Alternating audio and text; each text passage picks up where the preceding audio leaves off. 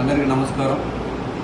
ముందుగా ఈరోజు 2019లో వైఎస్ఆర్ కాంగ్రెస్ పార్టీ అధికారంలో రాకముందు ఏదైతే ప్రజలకు మోసపూరిత హామీలు ఇచ్చి అధికారంలోకి వచ్చిన తర్వాత వాళ్ళని నట్టేట ముంచిందో వాటి గురించి మాట్లాడుకున్నాం. ప్రప్రథమంగా ముందు ఆంధ్రప్రదేశ్ యువతను కానివ్వండి, ఆంధ్రప్రదేశ్ ప్రజలను కానివ్వండి, మీరు నాకు అధికారం ఇవ్వండి, నేను ప్రత్యేక హోదా సాధిస్తా.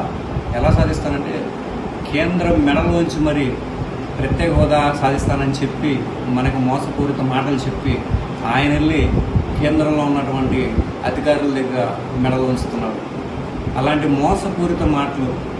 అదేవిధంగా మరి 2019లో జాబ్ క్యాలెండర్ నేను అధికారంలోకి వచ్చి రాకముందే కొన్ని లక్షల జాబులను విడుదల చేస్తాను, మీరు నన్ను నమ్మండి, ఈ భవిష్యత్తు బంగారు బాటలు వేస్తానని చెప్పేసి యువత గొంతు కోసినటువంటి ఘనత వైఎస్ఆర్ కాంగ్రెస్ పార్టీ.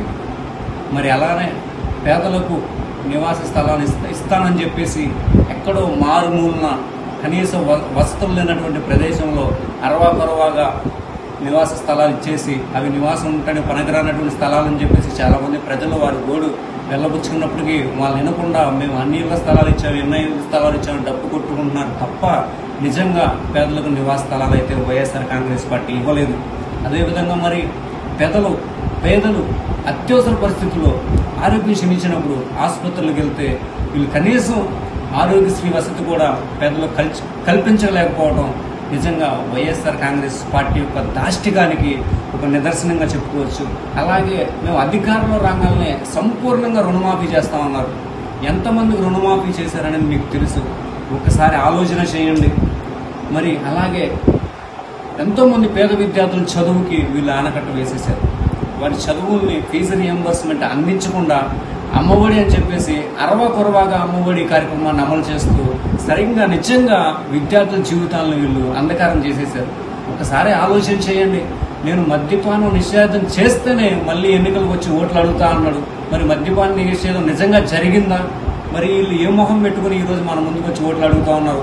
ఒక్కసారి ఆలోచన చేయండి.